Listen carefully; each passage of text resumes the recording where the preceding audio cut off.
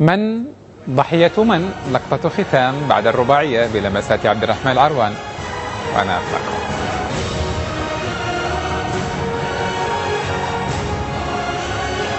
ابراهيم البلومي فاز بالرئاسة. أنا بقول لك ميزانية مفتوحة إن شاء الله. أفضل إنه أي مرشح يجي لنادي الاتحاد إنه أفضل يكون عنده شكل صوت.